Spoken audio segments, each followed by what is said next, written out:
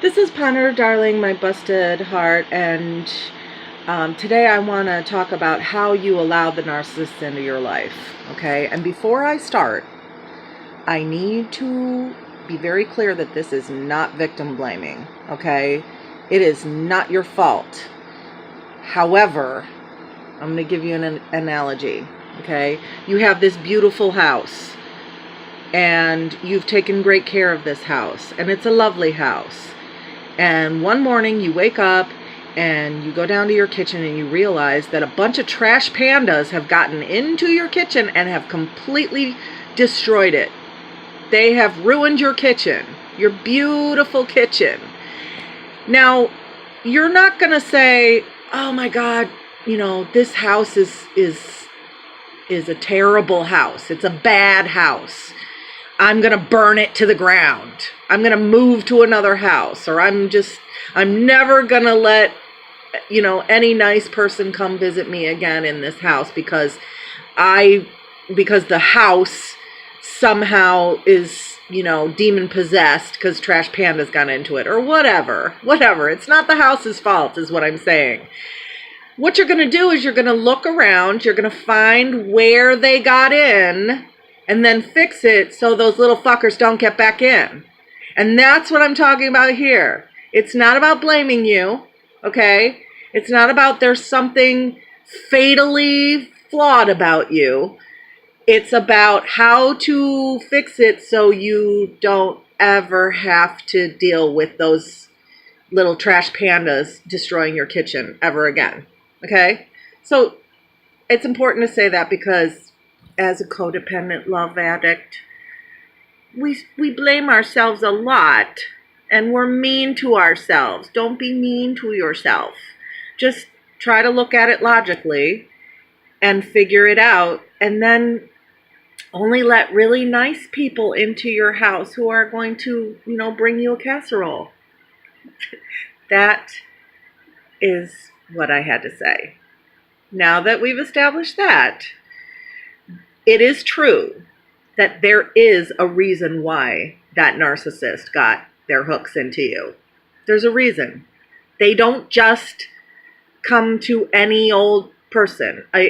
Somebody who does not have an opening for them will not engage in a relationship with them for very long.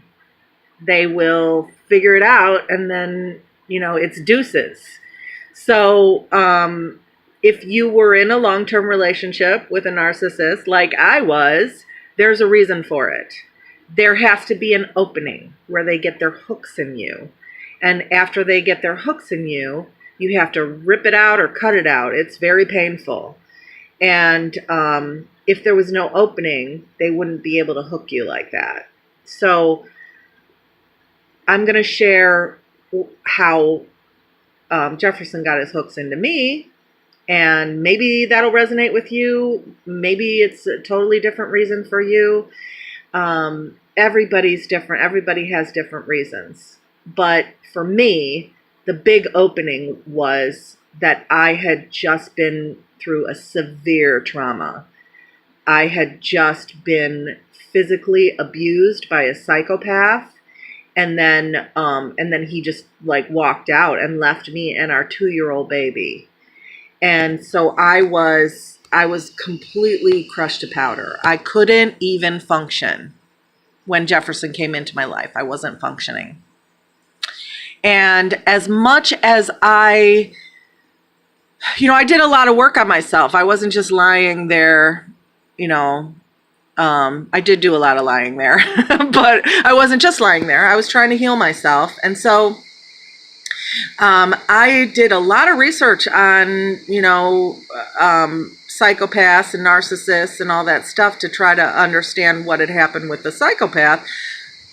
So I really believe that I had cluster B proofed myself with all the work that I did. But because Jefferson was so much lower on the spectrum and had some good qualities and was an altruistic narcissist, so I couldn't spot that he didn't really care about people. I didn't see it. I couldn't quite see it. There were times when I kind of like suspected, but I really didn't put everything together until after he discarded me. And then it was like, oh, now it all makes sense. That's what happened. So, that was the number one thing. I was very, very vulnerable. I was very weak, and I was super needy. I couldn't stand on my own 2 feet. I wasn't strong enough to look at somebody's behavior very, very clearly and see that they were not a healthy person. It's just, he was healthier, and that was good enough for me. And I was like, yippee, I'll take him. And then the other thing that happened, and this is another thing that happens. Okay, so say for some reason you're weak, and then the next thing they do is they love bomb you. So of course love bombing is like, it's like somebody shoots heroin in your arm. It's suddenly the pain is gone. It's all gone. And you're like, he loves me. So what Jefferson did was, the very first time I ever talked to him, he was like, you're the only woman that I ever really was in love with. And I compared every woman to you. And, and that hooked me. I was like, yes, this person loves me. That's why it's called a love bomb, because they bomb you with love, but it's not really love. It's just pretend. They don't really love you. He didn't really love me. He was just talking shit. And that's what they do. They don't, a lot of times they don't even know they're doing it. They really believe they're bullshit. So, that was the next hook. That was his hook, was the love bomb. And that happens. They love bomb you, and you're like, yes, I found my soulmate. And it's all a lie. It's bullshit. So, the opening was the trauma. The hook was the love bomb. Okay. And then there's this thing called a trauma bond. So the next thing that happens is, and this is how we get so hooked into narcissists. There's a thing called a trauma bond, which means that when they hurt you, and then they will, be nice to you again. They hurt you, and then they alleviate the pain. You become bonded to them. And this whole thing started with this researcher. He was researching ducklings, and he figured out that when he stepped on a little baby duckling's foot, it would actually follow him more closely. It wouldn't run away. It wouldn't be, turned off by him and not be, break the bond. It actually made the bond stronger. So when the narcissist is mean to you and then is nice to you, you get bonded to them. It's really, really messed up, but it's true.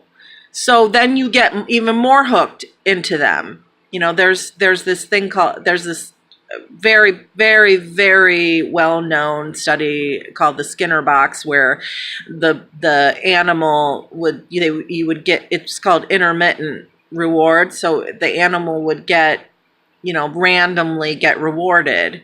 And when the animal, when an animal got consistent rewards, it would just take when it needed.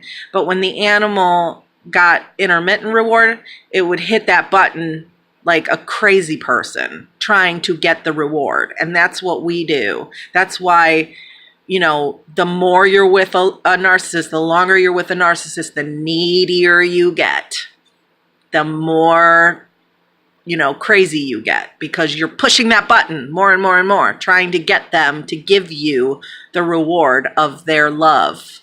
And narcissists, instead of, like a healthy person would give consistently. That's what a real relationship is. There's mutuality. There's reciprocity.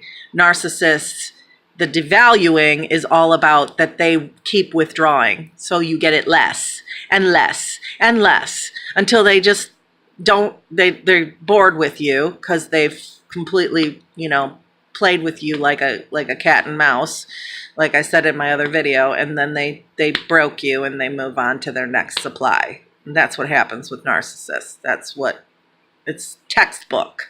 Happens to us all. Happened to me. So that is basically how they get in. There has to be an opening. And then they put their hooks in you. Now, I'm not going to talk about how to get those hooks out on this video. There's a whole lot of information on it out there. I like rose trees, cutting cords. You can look it up, rose tree, cutting cords. And there's a bunch of other, things out there, but you really have to like cut them out, and it's hard sometimes. I mean, when I was a little girl, I used to run around barefoot, and I would get splinters and glass in my feet, and I would have to pick them out with a needle. It was gruesome, but the thing is, once I picked them out, there might be like a little wound where I had to stick the needle in and like open up the skin to get the thing out, but it didn't hurt anymore. It didn't hurt anymore, and then it wouldn't get infected, and then the wound would heal. So that's what you got to do with a narcissist. You got to get their hooks out and heal. Thanks.